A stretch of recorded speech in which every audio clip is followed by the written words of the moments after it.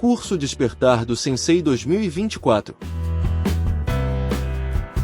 Módulo: Nutrição e Alto Rendimento. Sensei Emerson Miranda, primeiro Dan. Sensei Arthur Inori, terceiro Dan. Olá, tudo bem a todos? Meu nome é Emerson Miranda. Hoje nós vamos conversar um pouco sobre nutrição e judô, tá? Dando continuidade a esse projeto maravilhoso, tá? Do Despertar do Sensei, a gente vai estar conversando um pouquinho sobre nutrição e judô. Para isso, é interessante a gente entender o que é nutrição. Tá? Para que a gente possa falar um pouco sobre nutrição, é importante que a gente possa entender o que é nutrição, a definição da nutrição. A nutrição é a ciência que estuda as relações entre os alimentos, os nutrientes ingeridos pelo corpo, tá? E os possíveis estados de saúde ou doença, porque nem sempre os alimentos que a gente ingere, ele pode trazer benefícios, muitos deles podem trazer até mesmo prejuízos para os nossos organismos. Tá? Então vamos lá. Alimentação balanceada. Tá? Com relação à alimentação balanceada, apropriado aporte de calorias, tá? A distribuição correta de nutrientes dentro do nosso corpo, o empenho esportivo ele tende somente a melhorar, somente a evoluir. Tá? Salvo da seguinte situação: se um atleta come bem, dorme, tá? Treina de maneira correta, ele faz um tripé de evolução para os resultados que ele vai obter com o treinamento. Outra conduta pode acontecer se esse atleta não tiver uma alimentação adequada. Tá? Isso pode trazer um prejuízo para ele. Muitos dos estudos indicam que atletas realizam perda muito rápida de peso antes das competições através de dietas que muitas vezes são restritivas. Dietas essas que podem fazer prejuízo para o atleta. Então a gente tem que perceber a seguinte situação: qual é a relação entre o esporte e a nutrição? Tá? A nutrição esportiva ela tem uma fundamental importância para oferecer ao corpo todos os nutrientes. A gente tem os macronutrientes, que são carboidratos, proteínas, as gorduras, e os micronutrientes necessários para suprir o nosso organismo. Porque muitas vezes a gente está tendo uma deficiência de alguns minerais, uma deficiência no rendimento do treinamento, e não entende por quê. Ah, Sensei, mas eu estou comendo bem, eu estou comendo carboidrato, eu estou comendo a proteína necessária, mas as vitaminas e os minerais. Então, essa é a relação da nutrição com o esporte. Ela é distribuir e oferecer de uma maneira adequada todos os nutrientes que o nosso organismo precisa, seja em relação à necessidade de energia física, tá, ao esporte, ou relação aos nutrientes que o corpo precisa para equilibrar a saúde e balancear os objetivos. Muitas vezes o quê? A deficiência de alguns minerais dentro do treinamento pode causar hipertensão, pode causar uma hipotensão arterial, que causa um cansaço físico. Tá? Então, essa é a relação da nutrição com o esporte que a gente vai ver ao longo das nossas conversas aqui. Para isso, é importante a gente entender o seguinte: quando a gente fala que o atleta ele está perdendo peso rapidamente próximo das competições, a gente tem aqui o que a gente chama de peso corporal total, tá? Que se refere à massa corporal total e engloba tudo dentro do corpo, desde a gordura até a massa magra. Então, se eu dissipar essa massa corporal total, eu começo a entender qual é o tipo de peso adequado para ele perder, porque até então eu tenho aqui, ó, vamos supor que a minha mão seria o peso corporal total.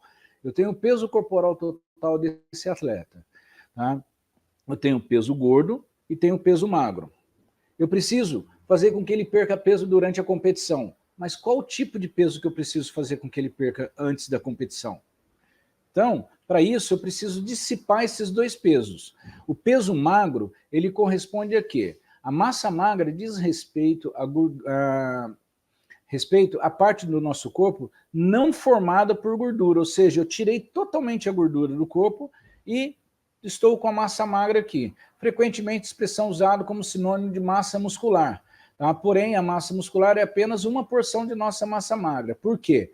Nós temos líquido, ossos, órgãos, tá? Dentre eles a pele, tá?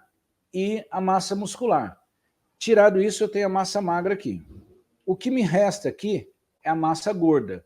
É toda a gordura do nosso corpo. Ela é importante? Sim, em quantidades adequadas. Porém, para a proteção de nossos órgãos, o excesso está relacionado a doenças crônicas não transmissíveis, como diabetes, colesterol, hipertensão, dentre outras doenças, como esteatose hepática, tá?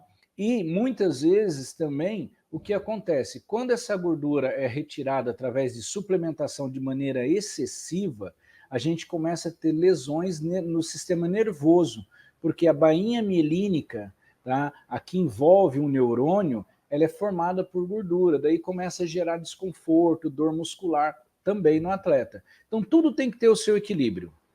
Tudo tem que ter o seu equilíbrio, a perda de massa de gordura e a perda de massa magra também no nosso corpo, tá ok? Por quê? O que os lutadores fazem para perder peso rápido?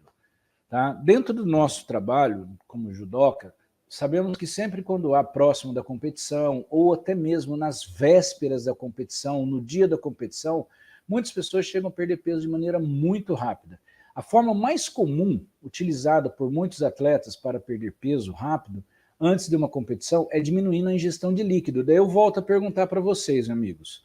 Eu tenho peso gordo e tenho peso magro. Lembrando que o peso magro é ossos, órgãos, músculo e líquido. Qual do peso que eu estou perdendo de maneira rápida? Líquido. Qual o tipo que eu vou estar perdendo? Tá? Eu vou estar desidratando o meu corpo, causando assim uma desidratação intencional. Voltando ao início da nossa conversa, essa desidratação vai fazer com que a gente tenha uma perda aí considerável de alguns micronutrientes, de sódio, potássio, tá? Vitamina C, tá? Causando um desequilíbrio na função do nosso corpo. E isso vai ser cobrado durante o treinamento, vai ser cobrado durante a luta, vai ser cobrado durante a competição. O que a desidratação causa no atleta? Vamos lá. Veja só, se eu causo uma desidratação para perder peso muito rapidamente e vou para uma competição, o que pode acontecer? Mal-estar, fraqueza, sonolência. Quem consegue competir desse jeito? Irritabilidade, dificuldade de atenção. Você muitas vezes entrega o seu treino, a sua competição, o seu jogo no judô, muitas vezes por uma falta de atenção. Sensação de fome, quando na verdade é sede, dor de cabeça, principalmente pela manhã, tá? Porque à noite o corpo busca fazer o que a gente chama de homeostasia, ele procura organizar aquilo que está em desequilíbrio no nosso corpo. Ele começa a perceber que está faltando micronutrientes da nutrição dele. Aí ele começa a ter cefaleia, ele vai levantar de manhã com muito cansaço, muita dor de cabeça, tá? Irritado, causa tontura ao levantar-se da posição sentada ou deitada. Agora você imagina só, tontura ao levantar-se da posição sentada ou deitada. Eu estou lá fazendo uma desidratação para poder perder o peso para me chegar numa competição. De repente eu tomo uma entrada de golpe que não foi dado um ippon, porém eu caí sentado. Eu vou levantar rapidamente para me dar continuidade na luta. Eu vou levantar 100%? Eu vou estar 100% adequado para voltar ao estado de competição novamente? Tá? Então, essa situação causa-se uma hipotensão postural, que a gente chama, tá? Que dá uma queda da tensão, da pressão do organismo em relação à modificação da postura do nosso corpo. E quais são esses riscos à saúde, tá, da desidratação? Mesmo uma leve desidratação, 1% da massa corporal, tá, que você venha a diminuir do seu peso proveniente não da gordura, e sim da massa magra do seu corpo, pode aumentar o esforço cardiovascular. Por quê? A gente perde alguns minerais esses que são chamados sódio, potássio, que controla a bomba sódio e potássio que vai controlar o seu ritmo cardíaco. A gente perde alguns minerais que controlam a função renal, consequentemente, descontrolando a função renal, a gente tem um descontrole da força cardíaca também, o que pode ser visto através de um aumento desproporcional da frequência cardíaca. Muitas vezes a pessoa está treinando, ela durante os treinos, ela percebe que ela está condicionada. Vai para a competição com desidratação, ela percebe que o esforço que ela está fazendo ali é muito maior, tá, pro corpo, mas ela fala, nossa, mas eu estava treinando tão bem, mas a minha frequência cardíaca está super alta. Por quê? Essa descompensação de vitaminas e minerais que o corpo está tendo, tá, por conta da desidratação. Além de limitar a capacidade corporal de transferir calor nos músculos, em contração à superfície da pele, onde pode ser dissipado para o ambiente. Aí muitas vezes você está treinando, você limita, tá, a capacidade do corpo de transferir calor para os músculos em comparação à superfície da pele. Por quê? Você limita a sua transpiração. O seu corpo ele vai tentar dizer o seguinte, eu não posso perder mais líquido do que eu já perdi, porque senão eu vou entrar em colapso. Ele começa a produzir um hormônio chamado RAD, hormônio antidiurético. Aí você começa a diminuir a sua transpiração, começa a aumentar o calor. O Judogi já é uma peça quente para que a gente usa para treinar, para competir, tá? E você começa a reter calor, vamos ter prejuízos aí, tá ok? E em relação às dietas, também usadas por alguns atletas, para poder fazer esses quadros de competições, essas perda de peso rápida, tá? Água. Estou tomando. Dieta hipocalórica, como o próprio nome diz, hipo, baixa calorias. A dieta hipocalórica é uma dieta que visa prioritariamente o emagrecimento. Seu cálculo é baseado no déficit calórico, ou seja, no consumo de menos calorias que o indivíduo gasta. Supondo que eu faça um cálculo de metabolismo basal, que a gente chama na área da nutrição de metabolismo basal, o indivíduo ele precisa de energia para manter o corpo dele funcionando, 1.500 calorias. Tá? Somado a esse energia, eu vou ter que somar o treinamento dele. Supondo que no dia ele vai gastar 2.000 calorias. Tá? Ele precisa de um cashback de 2.000 calorias para ele poder executar aquela função dele no decorrer do dia tranquilamente. No entanto, o que acontece? Eu vou lá e falo para ele, eu não vou te dar 2.000 calorias, eu vou te dar 1.500 a 1.200 calorias. Eu vou ter um déficit de 500 até 800 calorias. Isso causa um emagrecimento. No entanto, a gente precisa, como o próprio nome diz, hipocalóricas. Eu estou falando em calorias. No entanto, as proteínas têm calorias, os carboidratos têm calorias, as gorduras têm calorias, as vitaminas e os minerais têm calorias. Aqui eu não especifiquei qual o tipo de redução calórica que eu estou fazendo. Eu simplesmente estou reduzindo o número de energia que eu estou dando para o organismo. É aí que eu tenho que ficar atento, porque muitas vezes essa dieta hipocalórica ela vem proveniente de nutrientes necessários para o treinamento. Aí eu tenho um déficit calórico, vou perder peso? Vou perder peso, porque eu tenho um balanço nitrogenado negativo, que eu tenho uma diminuição de energia comparado com a necessidade de energia que eu tenho. No entanto, também posso correr o risco de ter alguns prejuízos.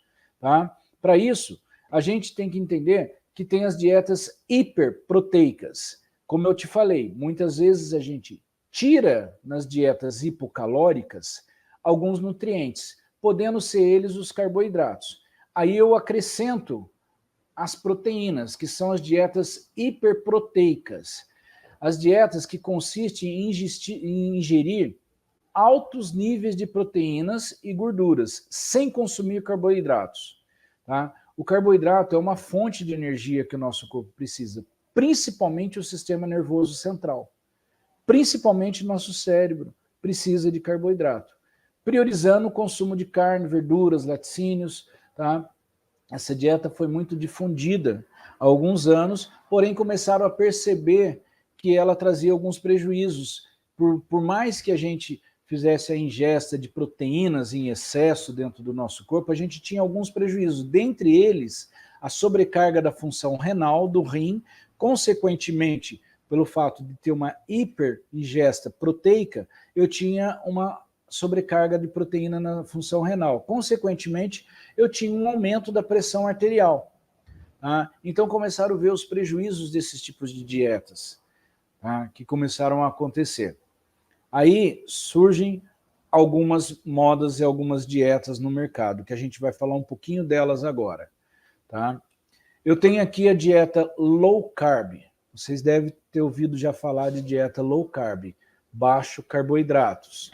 Tá? Uma dieta low carb é aquela que limita o consumo de carboidratos, como os grãos, vegetais ricos em amido e frutas, e prioriza a ingestão de alimentos ricos em proteínas e gorduras saudáveis. Lembra que no slide anterior a gente falou da dieta hiperproteica? Ela seria um ajuste. Tá? A low carb ela veio para dar um ajuste na dieta rica em proteína, uma dieta hiperproteica que tirava totalmente o carboidrato. Então ela deu uma liberdade de limitar o consumo de carboidrato no nosso corpo. Mas mesmo assim, dependendo da atividade física que a gente vai estar fazendo, tá? A gente precisa do carboidrato, a gente precisa dessa fonte de energia e a gente não pode tirar ela do tecido muscular. Por quê? Tá? O organismo começa a entender o seguinte, eu preciso de carboidrato, eu não tenho carboidrato, meu sistema nervoso vai entrar em choque, não posso deixar. Ele vai buscar a fonte de glicemia, de açúcar, na corrente sanguínea. Não achou na corrente sanguínea, ele consequentemente ele vai buscar isso na função hepática, na parte do fígado. Não tem no fígado, eu não posso deixar meu cérebro entrar em colapso, porque senão eu vou convulsionar, eu vou ficar cansado, eu vou ter perda de memória, eu vou ter um cansaço mental muito grande durante o treinamento. Eu vou estar entregando o treino, a competição, de uma maneira muito rápida.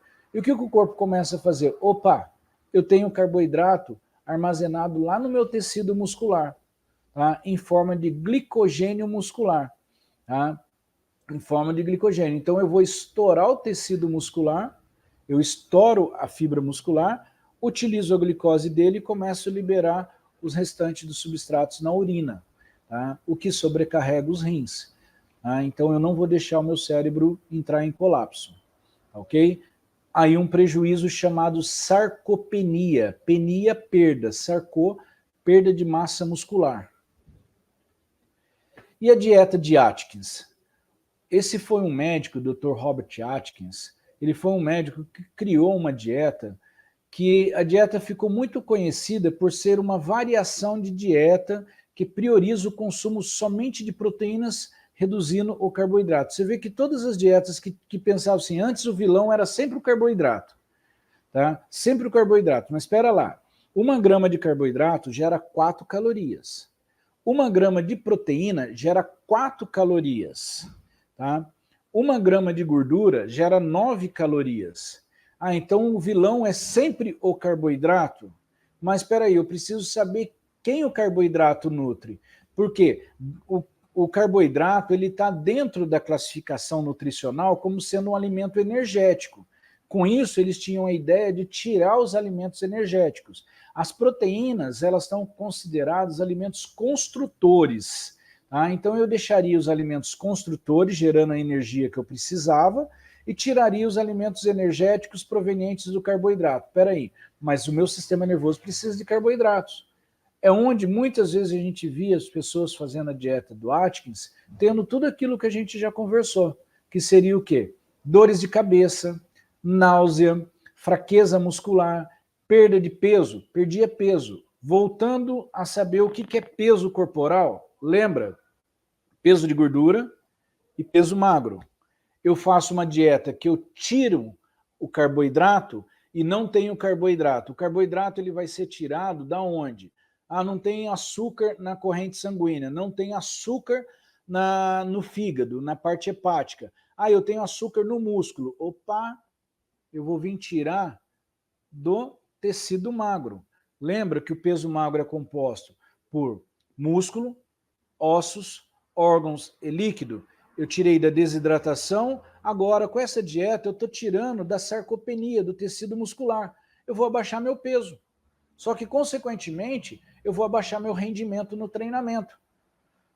Porque eu preciso de músculo. Eu preciso de músculo até mesmo porque dentro da célula muscular, especificamente de uma organela chamada mitocôndria, que eu vou transformar outros substratos de energia, como a gordura, como o açúcar, em adenosina trifosfato, que é o ATP, que vai gerar energia para que eu possa estar trabalhando ou treinando, tá bom? E o tão famoso agora, jejum intermitente, tá? Tem muitos médicos, tem muitas pessoas que defendem o jejum intermitente, tem muitas pessoas que defendem o jejum... Gente, a questão não é fazer o jejum intermitente, a gente tem que dar a quantidade de nutrientes, a quantidade de alimentos que o nosso corpo precisa. Nós não podemos ficar muitas horas, porque eu já ouvi muitas vezes, tá? Muitas pessoas tentar justificar que na época do homem das cavernas, se faz o jejum intermitente hoje porque na época dos homens das cavernas, o homem ficava 2, 3, 4 dias sem comer. Tá? Mas ele não ficava fazendo as atividades que a gente faz o dia inteiro. Porque ele corria atrás da caça, quando não estava correndo atrás da caça, ele estava correndo da caça. Quando ele pegava a caça, ele comia o suficiente, entrava na caverna e ali ele ficava. Se eu for pensar dessa maneira, a nossa morfologia também não foi para ser de uma maneira bípede. A gente era para estar andando, a nossa coluna não foi feita para ficar nessa posição vertical, é para a gente ficar nessa posição, tá? Porque senão a gente tem uma sobrecarga na nossa coluna. Tá? Então as coisas evoluíram. Então eu não posso ter como princípio pensar das coisas que aconteceram há 5 milhões de anos atrás. Tá? Então o jejum intermitente é um método que consiste em alternar períodos de jejum com períodos de alimentação e pode ajudar nas estratégias de controle de peso corporal. É óbvio que vai fazer com que a pessoa perca peso. Por quê? Lembrando novamente do gasto energético que a gente vai ter no dia, tá? O metabolismo basal associado ao gasto do treinamento. Eu preciso de energia. Se você não põe combustível no seu carro, naquele dia você não consegue sair com o carro de dentro da garagem. Mas se o seu corpo consegue tirar a energia de outro, o seu carro, ou o seu corpo consegue tirar a energia de outro setor que seja, ele vai gerar um gasto. Tá? No caso do nosso corpo, ele vai tirar essa energia que ele precisa fazer aquela função do decorrer do dia, da onde? Do músculo, do líquido, tá? A gente vai se sentir mais letárgico, mais cansado. Tá? Então, por quê? Falar que a gordura, nesse momento, vai ser transformada em energia para nutrir o cérebro, não tem nenhum estudo que comprove isso. Tá? Não tem nenhum estudo que comprove. Mas a pessoa perde peso. Perde peso, sim. Só que perde peso proveniente do peso magro. Por quê? Ela precisa da energia para manter o seu sistema homeostático, o seu sistema de metabolismo basal funcionando. Tá? Para manter o seu organismo em equilíbrio. E isso é uma energia mais rápida, então ela vai tirar do carboidrato. Tá? Então jejuns longos não é aconselhável. Por conta do quê? Tá? Isso pode gerar, durante o treinamento, o que a gente chama de hipoglicemia. Tá? Hipo, baixa, glicemia é o açúcar. Tá? Então, de todas essas dietas que a gente veio falando dos aspectos positivos e negativos delas, vocês perceberam que a gente veio falando a respeito da diminuição da concentração de carboidrato. O carboidrato, ele gera glicose, a glicose, glicemia. Tá? Então, se eu faço um jejum intermitente, se eu faço a dieta low carb, se eu faço a dieta do Atkins, eu estou tirando fontes de energia proveniente de açúcar do meu corpo. Aí eu vou para um treinamento intenso, tá? Que eu vou exigir força para segurar o judogi do amigo, para trazer ele durante o randori uma força mais expressiva, para fazer uma imobilização, para fazer uma força para segurar ele no chão. Tá? Da onde eu tiro essa energia rápida do meu corpo, sendo que eu não estou consumindo carboidrato? Aí eu começo a procurar. Tem energia na corrente sanguínea? Novamente, não, Emerson. Tem energia na corrente, na parte hepática? Não tem, porque eu não estou consumindo. Ou eu fiz jejum, ou fiz low carb, ou a dieta do Atkins. Beleza. Tem energia lá no tecido muscular. Eu começo a ficar com o músculo cansado, começo a ficar com dores nas articulações, porque o músculo ele vai proteger a articulação, e começo a entrar num quadro de hipoglicemia. O que seria isso? A queda da glicose no sangue provoca sintomas como fome, sudorese, tremores, fadiga, fraqueza e incapacidade de pensar claramente. Eu acho que o ponto crucial dessa conversa nossa é pensar assim, ó, incapacidade de pensar claramente. Tá? Muitas vezes você está num quadro de competição que você vem para perder peso fazendo a desidratação e na sequência você vem fazendo dietas com baixo teor de carboidratos. Aí você vai para a luta, para o randori, para uma competição, com uma incapacidade de pensar claramente. O que você faz? Muitas vezes você entrega a sua luta por besteira, por um golpe bobo. Tá? Depois você vai ver o vídeo e fala, nossa, eu não deveria ter deixado a perna ali na frente, nossa, eu não deveria ter pulado na frente do adversário. Tá? Enquanto a hipoglicemia grave provoca o quê? Sintomas como confusão, convulsões e até coma. Você imagina você está dando o seu treino, não vamos pensar agora só nas competições, você está dando o seu treino e você tem um aluno que está querendo baixar peso e ele está ficando horas sem comer, tá? Estou fazendo jejum intermitente, já estou com 14 horas, estou com 16 horas, estou com 18 horas sem comer, para mim poder abaixar peso. Beleza, eu estou tirando essa glicose do músculo. De repente, durante o treinamento, ele me entra num quadro de confusão, começa a ficar confuso, consequentemente, ele entra num quadro de convulsão, tá? Ali na sua frente, dentro do dojo. Na sequência, o aluno entrou em coma. Por quê? O cérebro é muito esperto, o corpo humano é muito esperto. Diminuiu a capacidade de energia, lembra que eu falei que a glicose é o principal nutriente do sistema nervoso central? Ele diminui a concentração de energia, ele vai parar, vai diminuir a frequência cardíaca, vai diminuir a frequência respiratória, vai diminuir a função do sintoma muscular dele, das contrações musculares, para poupar energia. Ele vai entrar num quadro de coma. Vai ficar parado, estatelado no tatame em coma. Por quê? Eu tenho pouca quantidade de energia ali dentro. Olha os riscos que a dieta pode proporcionar para a gente. Tá? Então, com isso, qual que é a nossa função aqui da nutrição no desempenho do atleta? A nutrição, ela possui um papel que, do meu ponto de vista, hoje eu sou educador físico, sou formado em educação física, sou especialista em medicina do esporte, tá? Sou aluno acadêmico da faculdade de nutrição, estou terminando a faculdade de nutrição. Hoje eu vejo que a nutrição tem um papel crucial na otimização de programas de treinamento. Não é só a minha função como educador físico treinar para melhorar a função do atleta, se eu não tenho essa visão da importância dos nutrientes, tá? Dos alimentos. Então, a nutrição ela possui um papel crucial na otimização dos programas de treino e nos momentos competitivos, porque a dieta ela também tem que ter essa função na competição. O momento que eu vou aumentar os alimentos ricos em creatina, que são as creatinas? As creatinas são os aminoácidos que fazem a absorção mais rápida de ATP, a restauração, de ATP mais rapidamente dentro do organismo. No que respeita à adaptação de agressões. O aluno se lesionou no treinamento, se machucou. Qual o tipo de alimento que eu tenho que enfatizar na dieta dele? Tá?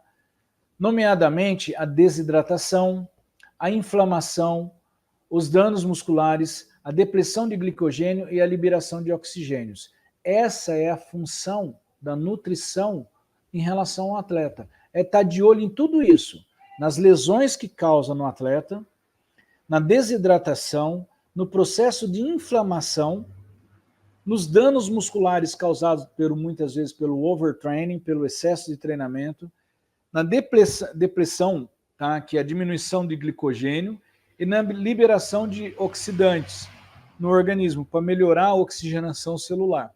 Tá bom?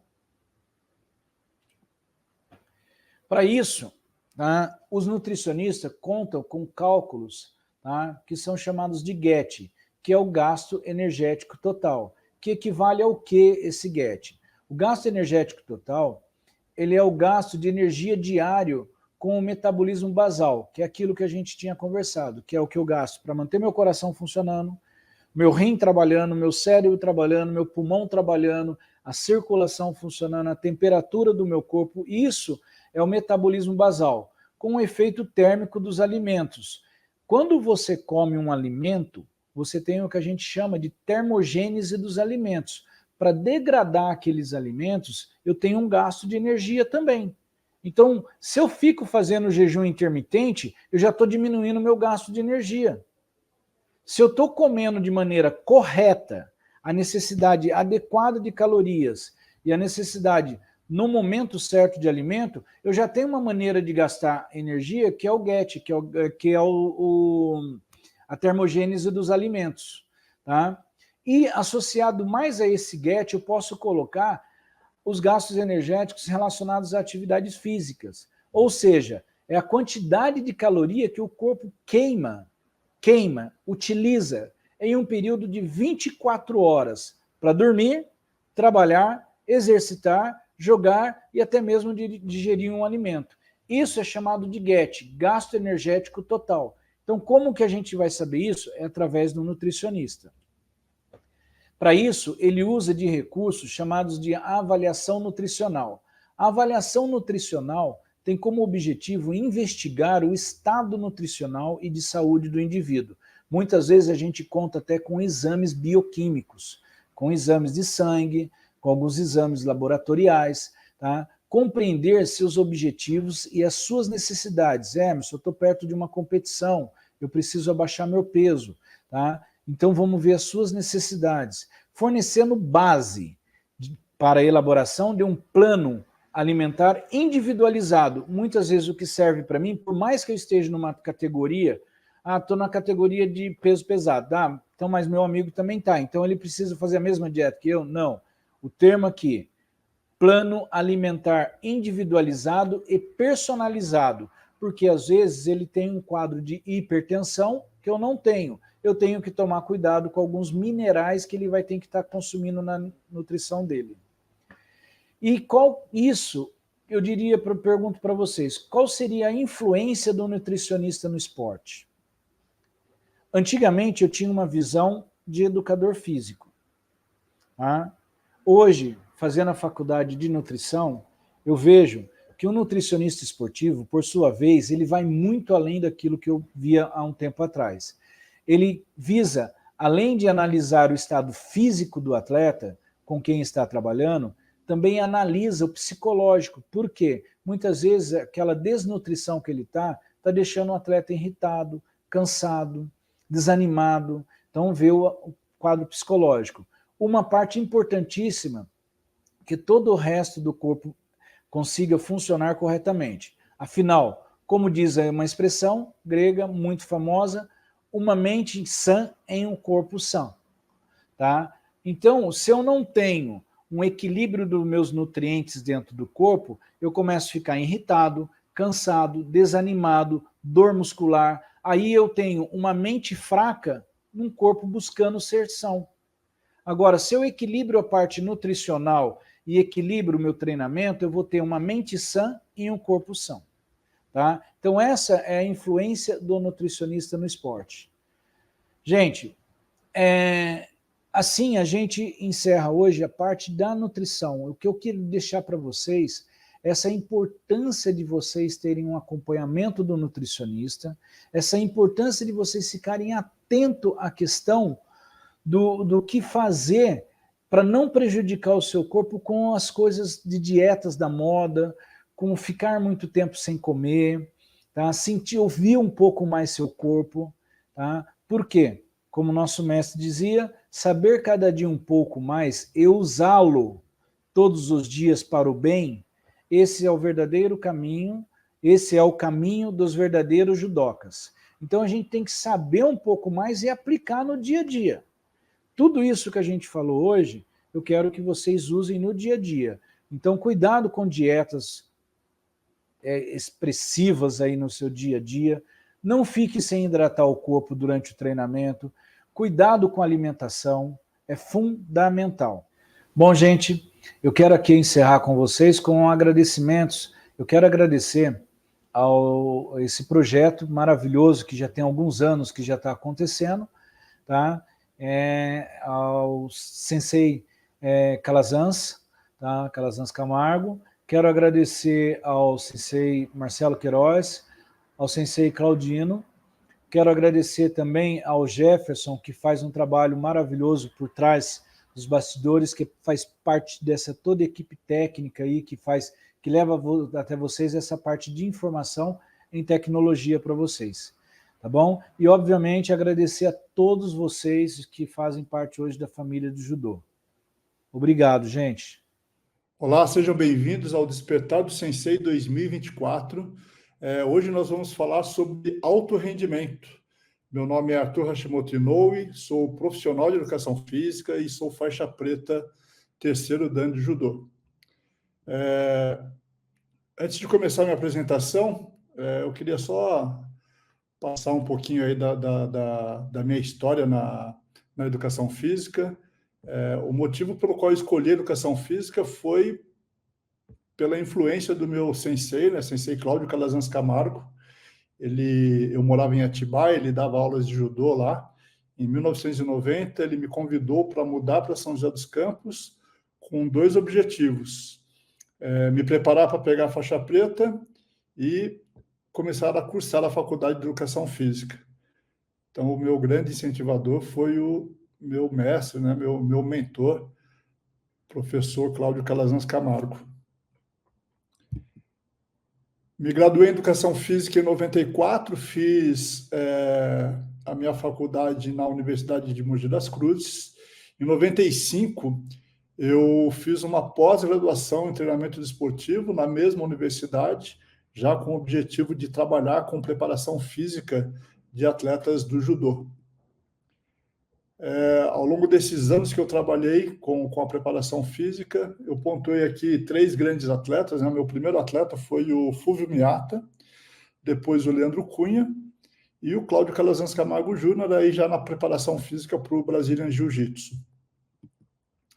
Bom, quais são as exigências do treinamento, né, de alto rendimento? Primeiro, né, dedicação integral para a modalidade. Então, o atleta realmente ele tem que ter disponibilidade de tempo ali, né, para se dedicar integralmente à modalidade. Ter a capacidade de suportar e sustentar altos níveis de treinamento e otimizar recursos psicológicos, técnicos e físicos.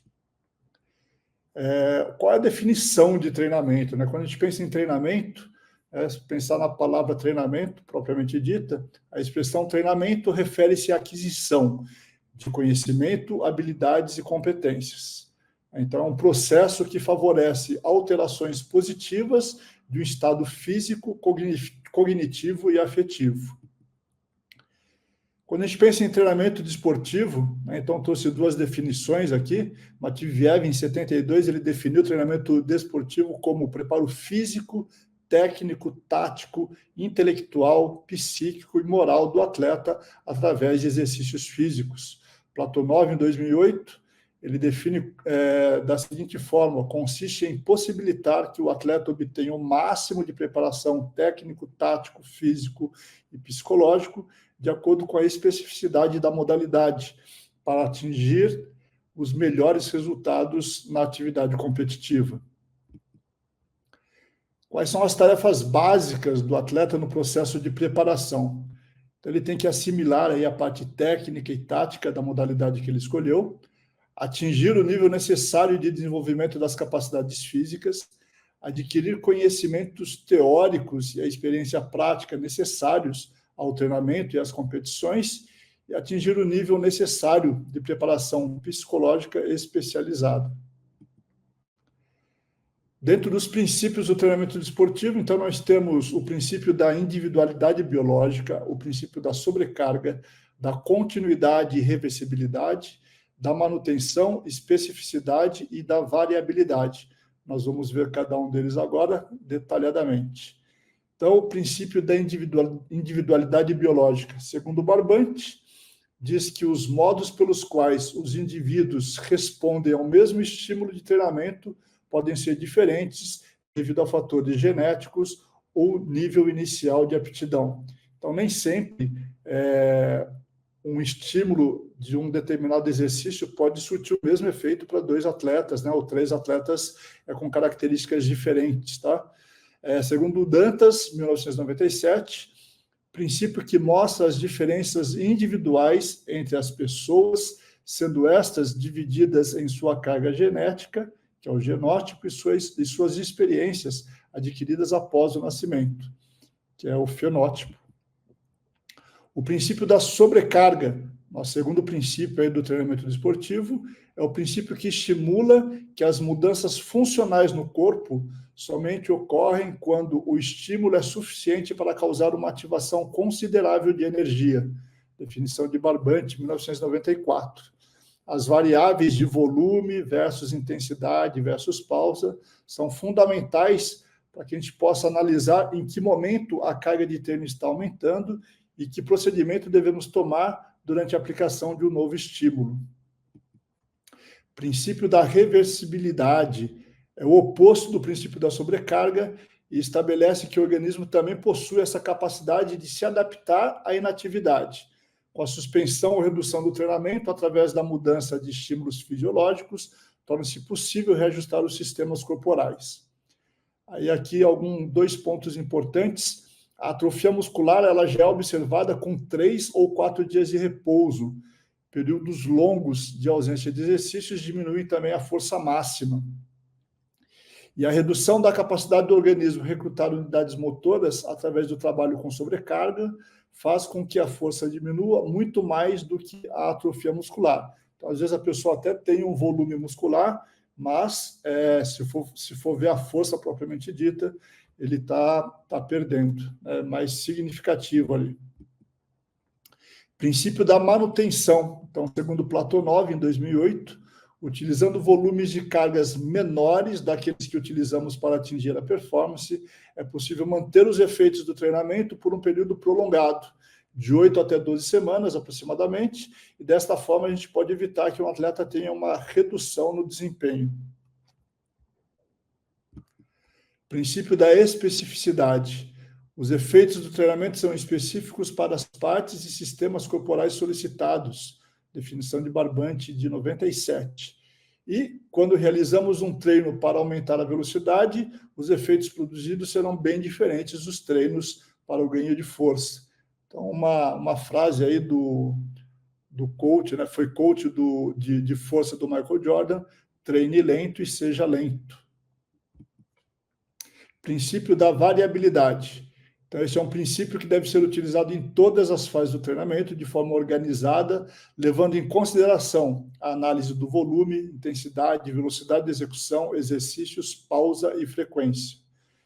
Então, segundo Platonov, desta forma podemos proporcionar a quebra constante da homeostase, das vias metabólicas, aeróbias e anaeróbias, bem como das fibras de contração lenta, tipo 1, e rápida, tipo 2.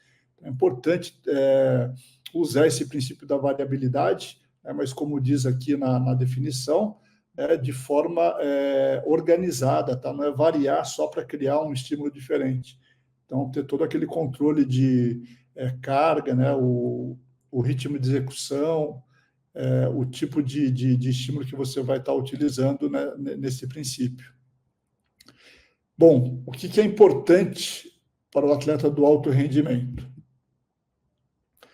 Uma equipe multiprofissional, sei que não é realidade, né, principalmente do esporte amador, mas esse seria o cenário ideal, né, que um atleta tivesse ali como suporte um departamento médico, nutricionista, técnico da modalidade, o preparador físico, um psicólogo e um fisioterapeuta. Esse é o cenário ideal, né? É o cenário dos sonhos aí de todo atleta de alto rendimento. Mas, infelizmente, a gente sabe que não é a realidade da grande maioria. Então, da equipe multiprofissional, vou falar da minha parte, que é a parte de preparação física. Tá? Então, qual que é a minha função ali como preparador físico? A partir do momento que eu sou procurado por um atleta, eu preciso fazer uma avaliação, barra uma reavaliação física. Então, a avaliação ela consiste ali primeiro num preenchimento de uma anamnese, né, algumas perguntas-chave. Aí, submeto esse atleta a fazer alguns testes e, eventualmente, a gente vai reavaliando para ver se o treinamento está surtindo efeito ou não. Com a avaliação física em mãos, aí você tem condições de fazer a periodização do treinamento. Então, eu não consigo fazer uma periodização que surta um efeito positivo se eu não conhecer o atleta. Então, eu tenho que conhecer o atleta. Aí, nessa anamnese, eu vou saber também as datas das competições mais importantes, e através dos resultados da avaliação, dos objetivos, das necessidades, né? A avaliação física me mostra também alguns pontos fracos do atleta que eu tenho que colocar, tenho que levar em consideração na hora de prescrever o treinamento. Então, eu faço a periodização. Ali, dentro da periodização, vou escolher os melhores métodos e as melhores estratégias para que ele ganhe mobilidade, estabilidade, resistência, força, velocidade e potência. E eu não posso abrir mão de colocar dentro do programa de treinamento, isso diariamente, estratégias regenerativas, que vão me garantir que ele tenha uma boa recuperação, para que ele chegue no dia seguinte e receba um novo estímulo. Vale lembrar também que o atleta, quando ele vai para a preparação física, ele não para de fazer a preparação específica, que é o esporte que ele pratica. Então, é muito importante ter essas estratégias regenerativas, não só após um treino da preparação física, mas também após o treino, no caso aqui do judô. Essa avaliação física, então, o que a gente pode estar testando nessa avaliação física? Então, antes de tudo, antes de eu expor o meu aluno a um teste, é importante que ele passe por um médico, então ele faça um check-up médico, e aí, com a autorização do médico, eu vou aplicar o teste de esforço, né, a composição corporal, teste de força, avaliação do movimento, teste de flexibilidade e teste de estabilidade. Quem deve avaliar, reavaliar e periodizar? Então, aqui a responsabilidade fica, né, tanto para o preparador físico quanto para o técnico da modalidade. Ele também tem que ter essa cultura de avaliar, e aí, de repente, ele vai fazer algumas avaliações específicas do esporte, tá? Fazer uma reavaliação, fazer também uma periodização. Então, na minha parte, como preparador físico, já mostrei para vocês, faço avaliação, eventualmente uma reavaliação física, faço a periodização, seleciono os métodos e estratégias para treinar algumas capacidades físicas, não abro mão das estratégias regenerativas, e o técnico da modalidade segue o mesmo circuito, mas daí ele vai cuidar mais da parte técnica, tática e as estratégias de luta, mas é importante que esse técnico da modalidade também não abra mão dessas estratégias regenerativas. O que eu uso como estratégia regenerativa são as liberações miofasciais, usando bastões, usando rolos, bolinhas de tênis, né, ou aqueles massageadores elétricos. Isso favorece ali uma boa recuperação. Para quem tem condição também, fazer a crioterapia, né, imersão em água fria, também é importante. O que fazer após a avaliação física? Então, após a avaliação física, né, como eu citei em alguns slides anteriores, eu vou para a periodização do treinamento. Então, o que é uma periodização? Então, segundo o Barbante, é a divisão planejada do treinamento em períodos que possuem conteúdos específicos durante um certo tempo. Os períodos têm durações variadas e são relacionadas entre si. Segundo o Bompa, consiste em uma divisão do plano anual em fases de treinamento mais curtas e mais manejáveis. Essa divisão melhora a organização do treinamento e permite que o treinador conduza o programa sistematicamente. Como é a subdivisão aí da periodização do treinamento? Tá, então, eu começo com o primeiro período ali, que é o macrociclo, a primeira subdivisão. não período, tá? A primeira subdivisão, que é o macrociclo. Então, a teoria da periodização preconiza que a divisão da preparação física em grandes ciclos, tá? De 3 a 12 meses de treinamento, considerado como macrociclo, e foi fundamentada por Matveev por volta de 1965. Mais tarde também foi posta em prática por outros treinadores. O macrociclo ele se classifica em periodização simples, onde eu vou ter um macrociclo por ano, dupla, 2 macrociclos por ano, tripla, 3 macrociclos por ano, ou múltiplas, tá? Mais de 3 macrociclos por ano. Então, aqui é um exemplo de um macrociclo, né, onde eu tenho apenas um período competitivo. Tá? Então, eu tenho o período preparatório, determino ali, ó, dentro dos meses ali, ó, quantos meses de período preparatório, o período competitivo e o transitório.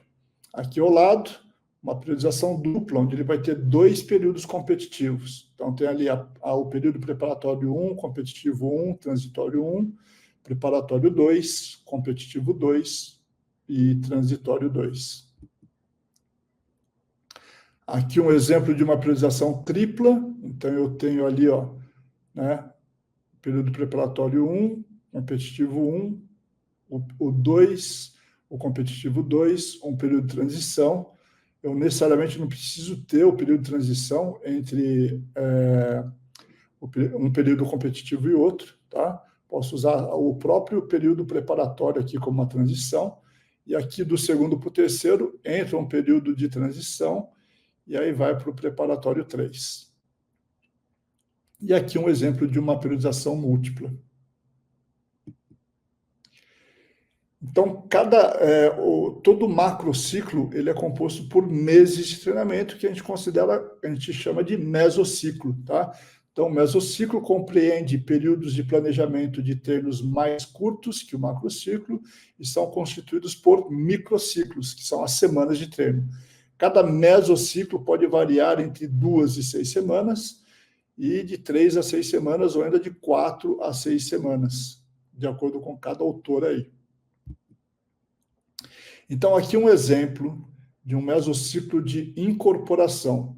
O que é um mesociclo de incorporação? Quando eu utilizo esse mesociclo de incorporação, tá? É utilizado no início da temporada, dura de 3 a 4 semanas, utiliza cargas moderadas para baixa, e o tipo de treinamento é generalizado. Então, o percentual de carga aqui, ó, não vai chegar nem a 60%. Tá? Então, aqui, cada coluna aqui é uma semana, tá? É um microciclo. Então, eu tenho um mesociclo com 4 semanas de treino. Semana 1, semana 2, semana 3 e semana 4. Então, o treinamento ele é bem generalizado, tá? Vai durar aí de 3 a 4 semanas e vou utilizar cargas moderadas. Aí eu tenho o mesociclo de desenvolvimento. Eu tenho 3 variáveis aqui, ó. Tá? Tenho o mesociclo de desenvolvimento com carga crescente, com carga oscilatória e com carga horizontal. Então, aqui são 3 mesos, então são 3 meses, cada mês com 4 semanas de treino. Né? Então, o mesociclo de desenvolvimento, qual o objetivo? Né? Então, através de estímulos utilizando cargas altas, né? O mesociclo de desenvolvimento estimula o organismo a uma adaptação fisiológica obrigatória. De acordo com a distribuição das cargas, apresenta essas 3 variáveis aí, ó, carga crescente, oscilatória e horizontal. Então, aqui eu já chego a praticamente 80% de carga aí, da carga máxima. A outra subdivisão do mesociclo é o mesociclo estabilizador. Então, após uma série de cargas crescentes, o mesociclo de estabilização tem como objetivo estabilizar as cargas, permitir uma melhor assimilação do organismo, e as cargas devem ser menores que as utilizadas no período de desenvolvimento. Então, vai ficar lá em torno de 60%. Então, aqui mais um mês de treino com 4 semanas. Então, aqui tem uma oscilação das cargas, aqui, ó, do percentual de carga. Mesociclo recuperativo, como o próprio nome diz, né? O objetivo desse mesociclo é se preocupar ali com a recuperação. Então, eu não tenho mais uma preocupação com a especificidade dos exercícios. Eu vou utilizar cargas baixas, volume e intensidades reduzidos.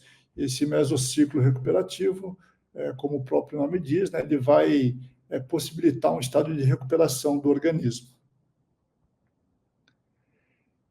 Aí eu tenho o mesociclo pré-competitivo, tá? Então, no pré-competitivo, a magnitude de carga estabilizadora ou regenerativas, tá? Em estruturas anuais de periodização, tá? Neste mesociclo deve ter início entre 4 e 6 semanas antes das competições, para estruturas semestrais entre 2 e 4 semanas. A estrutura de treino deve levar em consideração fatores como horário de disputa, altitude e clima. Então, aqui eu aproximo bem ali da realidade da competição. O mesociclo competitivo, então, toda a estrutura e conteúdo de treino são determinados de forma específica, sempre respeitando o calendário das competições, e as cargas de treinamento são elevadas e os meios de recuperação devem ter uma atenção especial. Então, aqui é gritante aqui a diferença dos percentuais de carga, né? Então, chega até 100%. Então, esses períodos aqui, ó, de recuperação, eles são importantes. E aqui é uma visão macro. Então, aqui eu tenho um macrociclo com 7 mesociclos, tá? 7 meses de treinamento. Foi o que a gente mostrou separadamente, mas aqui, ó, o mesociclo de incorporação, que é o meso 1, o meso 2 e meso 3 de desenvolvimento, o meso 4 estabilizador, o meso 5 recuperativo, meso 6 pré-competitivo, e o 7 é o período competitivo. E aí, todo o mesociclo ele é composto pelos microciclos, que são as semanas de treino. Então, o microciclo é uma estrutura que organiza e assegura a coerência das cargas ao longo de uma sequência determinada de sessões de treino. Cada microciclo pode variar aí entre 3 e 14 sessões. Tradicionalmente, os microciclos são de 7 dias, tá? E aí, dentro dos microciclos, eu tenho as classificações. Então, eu tenho o microciclo de treinamento, de controle, pré-competitivo e competitivo. O microciclo de treinamento, então, ele tem como objetivo elevar os níveis de aptidão e são subdivididos de acordo com a predominância da carga de treinamento em choque, ordinário, estabilizador e recuperativo.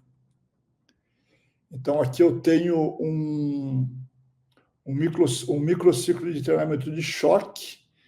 Tá? Então, aqui eu tenho 2 exemplos. Um microciclo de choque com apenas um pico, que está em vermelho aqui, ó, vai chegar próximo a 100%, e o microciclo de choque com 2 picos. Aqui, próximo a 95% e aqui a 100%. Então, qual que é a predominância das cargas aqui? Né? Então, o microciclo de choque tem predominância de cargas máximas ou próxima das cargas máximas. Então, de 80% até 100%. É utilizado na preparação de atletas de alto nível, pode apresentar de 2 a 5 cargas de choque e até 2 picos por semana. Não se deve aplicar o microciclo de choque no início de um programa de treinamento. Aqui o microciclo de treinamento ordinário, tá? Então ele é caracterizado por cargas moderadas, então entre 60% e 80%, pode constituir de 2 a 6 sessões de carga ordinária. Então aqui também 2 exemplos, aqui um pico só são as 3 cargas ordinárias, e aqui 2 picos, tá? Do lado direito a gente tem esse gráfico, né, com dois períodos de pico aqui, ó. o microciclo de treinamento estabilizador. Ele é aplicado para assegurar a estabilidade da aptidão física adquirida com o treinamento, e a carga varia entre 40% e 60%. Tá? Pode ser aplicado também no período inicial do treinamento. E o microciclo de treinamento recuperativo. Aí eu vou utilizar cargas que variam de 10% a 40% do máximo, e o microciclo recuperativo tem como objetivo garantir a restauração completa dos sistemas.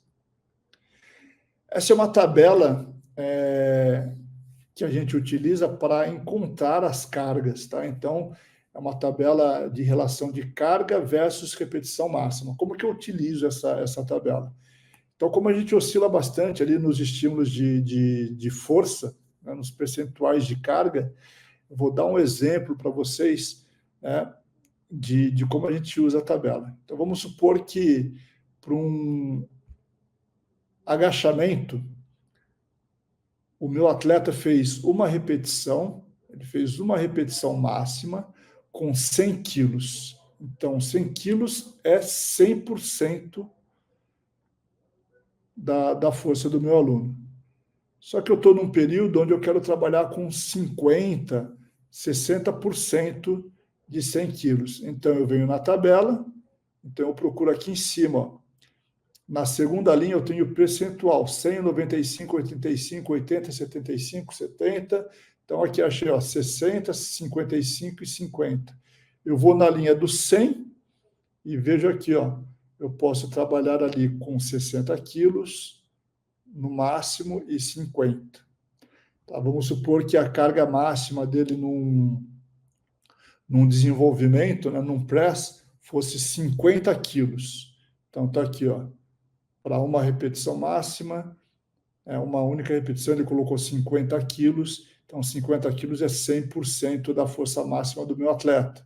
Ah, mas eu quero trabalhar agora com 65%, 70%. Então eu venho na tabela aqui e vou procurar onde tem 70%. Então 70% está aqui, 35 quilos, 65%, 32,5 quilos. Então essa tabela me ajuda a encontrar a carga de uma forma mais rápida. Ela não é 100% assertiva, mas te aproxima bastante aí da carga ideal de treinamento. Bom, dentro da subdivisão aí do microciclo, né, então nós temos algumas classificações. O microciclo de controle, tá? Normalmente é planejado no final das etapas de treinamento e visa avaliar a aptidão geral para traçar novas metas ou avaliar o comportamento dos atletas nas competições. É o momento de fazer novamente uma reavaliação, né, e coletar alguns dados que são importantes para iniciar ali, né, uma nova sequência aí de estímulos, né, de treinamento. Então, eu tenho o microciclo pré-competitivo, né, com a aproximação das competições, então, de 5 a 10 dias antes. O microciclo pré-competitivo vai assegurar a recuperação. Então, nesse período, a gente vai alternar as cargas altas com cargas que favoreçam uma recuperação completa. No microciclo competitivo, então, o principal objetivo desse microciclo é assegurar o estado conseguido durante toda a preparação no decorrer das competições. Então, o que é importante estar fazendo depois dessa avaliação física, né? Eu ter uma estratégia, né, de trabalhar estímulos, né, não só de força, que a gente estava vendo agora, mas de flexibilidade, velocidade, estabilidade, resistência e potência. Tá? E dentro ainda das subdivisões da periodização do treinamento, né, cada microciclo, ele é constituído pelas sessões de treino. Então, eu venho ali de um período grande, que é o macrociclo, né, que é constituído pelos mesos, né, pelos meses de treinamento. O mesociclo, ele é constituído pelos microciclos, e cada microciclo, cada dia de treino, ele é constituído pela sessão, né, que é dividida em 3 partes. A parte preparatória, a parte principal e a parte conclusiva. Então, a parte preparatória, como o próprio nome diz, é o nosso aquecimento, né? Eu vou estar preparando o corpo do meu atleta para receber um estímulo, talvez de força, resistência, de potência, tá? Então, eu tenho que fazer uma preparação adequada para o estímulo que ele vai receber logo em seguida. A parte principal, como o próprio nome diz, então, ela é destinada ao desenvolvimento das rotinas de exercícios, habilidades motoras e planos táticos, e a parte conclusiva, ou algumas pessoas chamam de volta à calma, né? É importante para a gente garantir que esse aluno ele tenha uma boa recuperação e possa chegar no dia seguinte e render novamente para um novo treino com estímulos, talvez de força ou potência, resistência, tá? Então, é importante finalizar o treino com, como eu falei, né, com aquelas estratégias regenerativas. É aqui nessa parte conclusiva que eu vou estar utilizando muito das estratégias regenerativas. O que eu utilizo para controle ali com os nossos atletas é essa tabela de percepção subjetiva de esforço. Então, quando eu determino ali dentro de um exercício com uma carga X, né?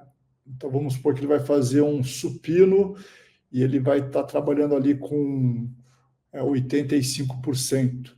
Eu espero que ele tenha uma percepção aqui, ó, de muito forte a extremamente forte. Então, se ele não tiver essa percepção, pode ser que a carga esteja errada. Então, você ajusta a carga para que ele realmente tenha essa percepção, uma percepção subjetiva, mas que ajuda bastante aí na hora do treinamento.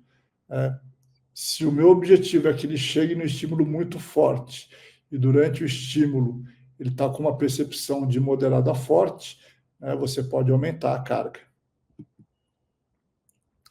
Essa é uma outra tabela, é uma tabela que é utilizada pelo Comitê Olímpico Brasileiro, então aqui ele leva em consideração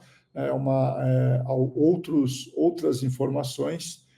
Então, questionário de bem-estar, que vai avaliar o nível de fadiga, a qualidade de sono, dor muscular, níveis de estresse e humor.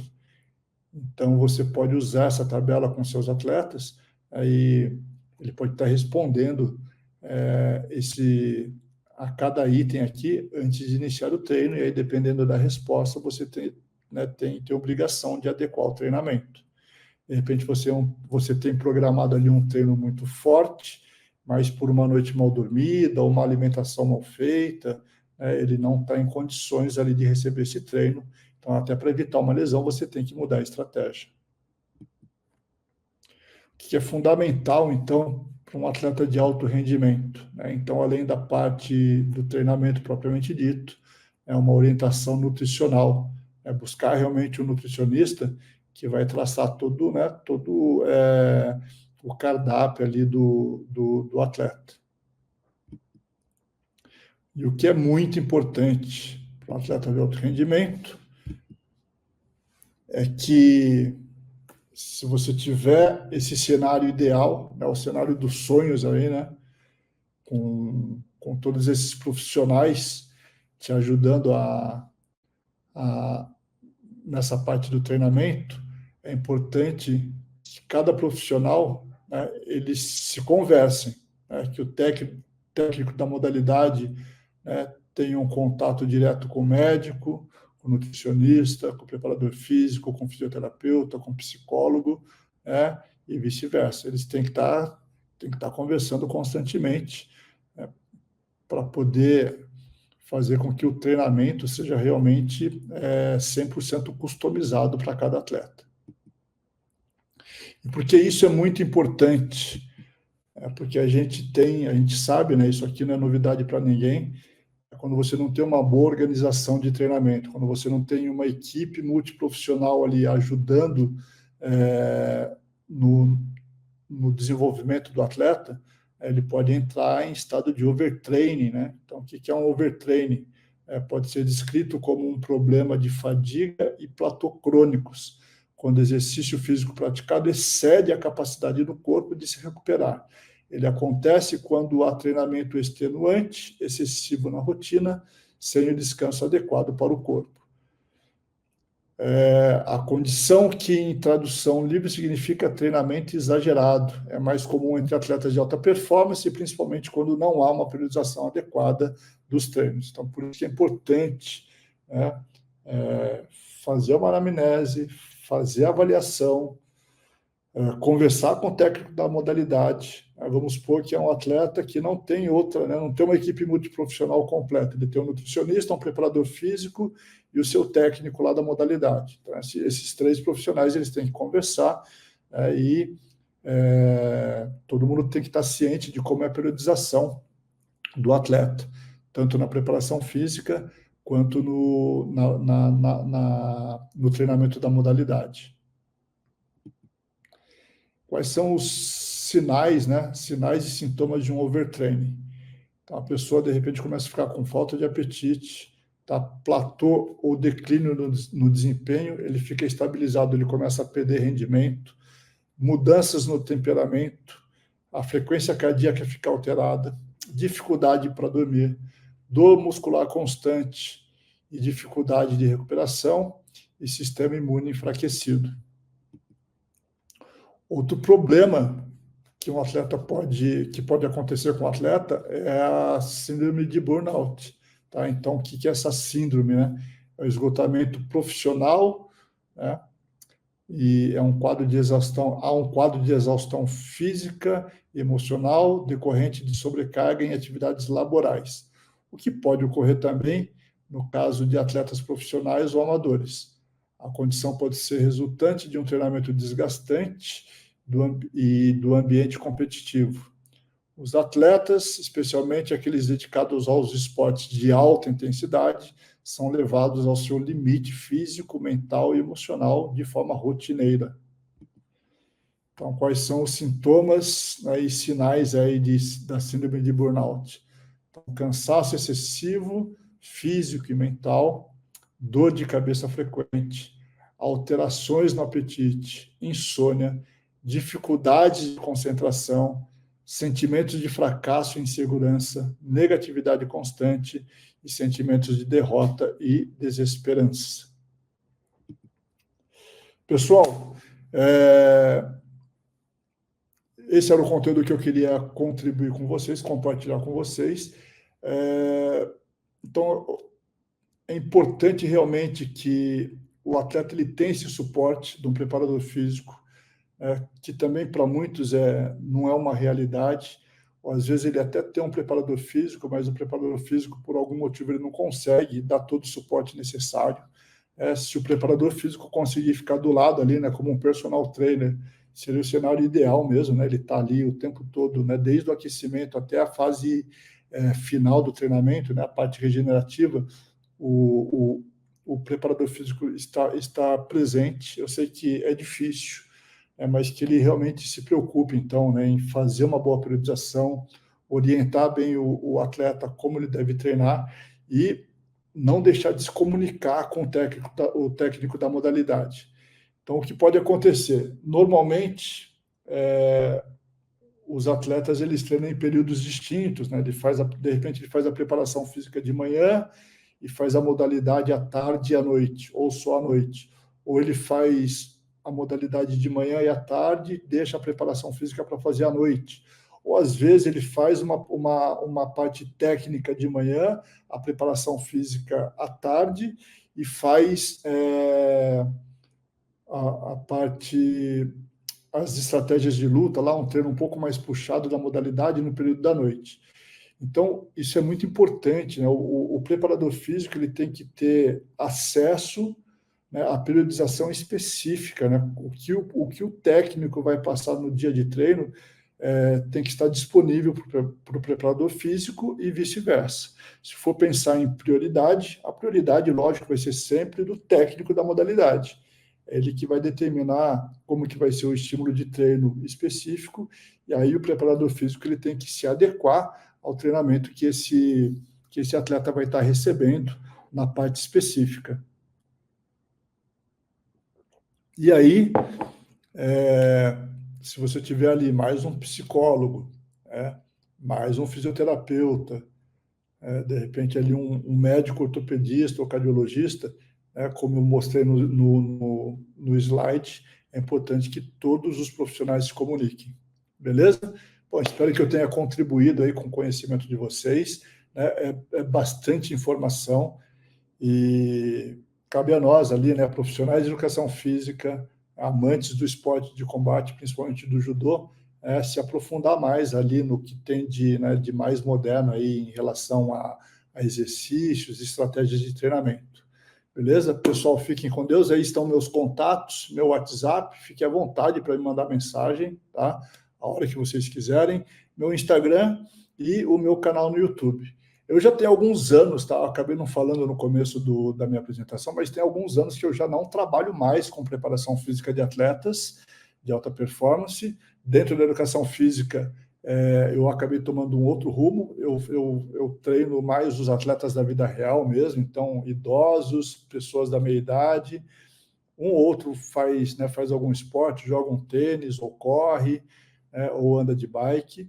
E treino também, né? Hoje meu nome está muito linkado ali ao treinamento físico, né? A parte de preparação física de cadeirantes. Tá? Então, só para deixar bem claro aqui, eu não atuo mais como preparador físico de atletas de nenhuma modalidade, tá? Mas ao longo desses anos todos eu tive essa alegria, né, de treinar alguns atletas. Pontuei lá os 3 principais, né? Fulvio Miata, Leandro Cunha e Cláudio Calazans Camargo.